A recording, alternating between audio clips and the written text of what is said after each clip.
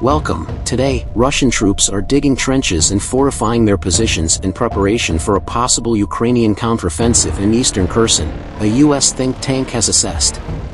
The Institute for the Study of War, ISW, analyzing satellite imagery, said it is clear that the Russian military assesses that Ukrainian forces could eventually cross the Dnieper River and conduct counteroffensive operations in the eastern part of the region. This could possibly threaten all of the critical ground lines of communications, GLOCs, from Crimea to the mainland, the ISW said. The assessment comes after Russia announced its withdrawal on November 9 from the western portion of the Kherson region after weeks of advances by Ukraine, and as Russia moved to evacuate hundreds of thousands of its residents. Kherson became the first major region to fall to Russian President Vladimir Putin's forces after the war began. It had been Russia's biggest military achievement of the conflict, in part because of its strategic location and proximity to Crimea.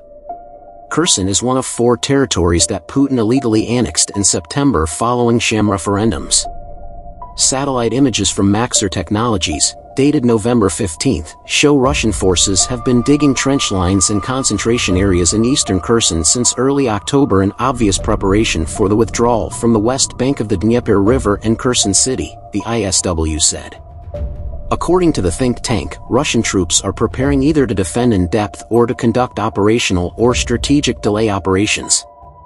Russian forces clearly do not expect to be able to prevent Ukrainian forces from getting across the river, nor are the Russians prioritizing defensive positions to stop such a crossing, experts at the ISW said.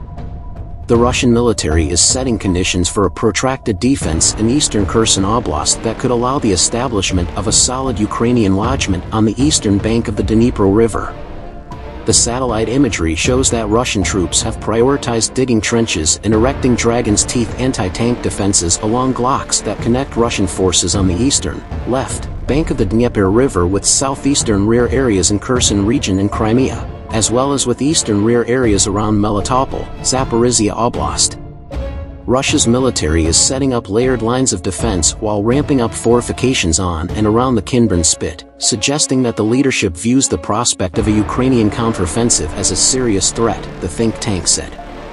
The Kinburn Spit, which is attached to the Kinburn Peninsula, was first seized by Russian forces in June and has remained one of the last occupied territories in southern Ukraine.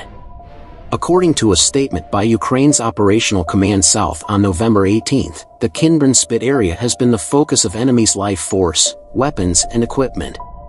The command said on its Facebook page that Ukrainian armed forces had destroyed part of the Dysandi area.